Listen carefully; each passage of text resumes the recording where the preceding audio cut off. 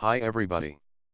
You are watching colorful front covers of the Sahara Adventure series, written by a famous author named F. Aventure, under the pseudonym of Myring Fushi.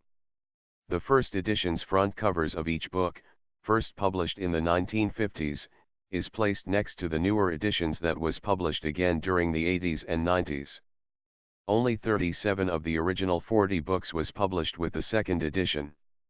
It is interesting to note how the art of the front covers changed from the 50s to the 80s.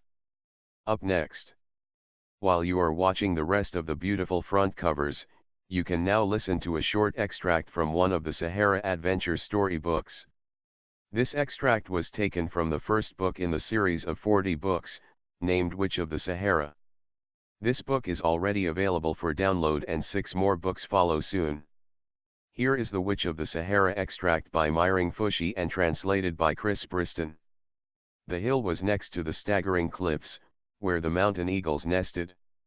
The eagles regarded the men tied to the poles as their enemies, as invaders. That is why they started their ferocious attacks almost immediately after the men were tied to the poles. It usually didn't take long before the big birds became frenetically angry. Here's the first one, Mess Amos, D. Arlen said as the first large bird swept down screaming and fluttering over them. The men had rough iron shackles around their hands and their hands were tied behind their backs to the poles, which were planted in a row. However, their feet were loose. The reason for that being that they would try to fight when the birds attacked. The Dolacs knew the mountain eagle's psychology well. Trying to fight them off just increased their anger. The wide, rough shackles were fastened around the men's wrists by means of wing screws. If only the men could get to those screws, but that would be impossible. 2 more eagles appeared, diving low across the men, and one clawed a nasty gash on Jack Ritchie's neck with its dangerous talons. He screamed short and loud from the pain. The other one embedded its beak deeply into the cheek of an elderly Russian who swore loudly. He wiggled his shoulders and tried to turn his bloodied face away from the mountain eagle's assault. More and more came flying, screeching, swaying on their big rustling wings, and every time they attacked, the blood ran.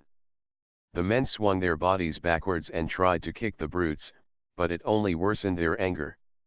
"We're going to die, Captain," screamed the elderly Russian almost hysterically, and then he had to fight against a screaming eagle that had embedded its talons into the poor old man's shoulders and head.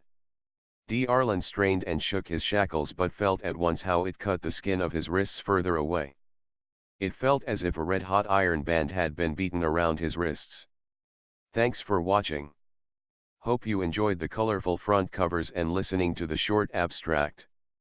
To learn more about this exciting action-packed Sahara Adventure series, check out the links at the end of this video.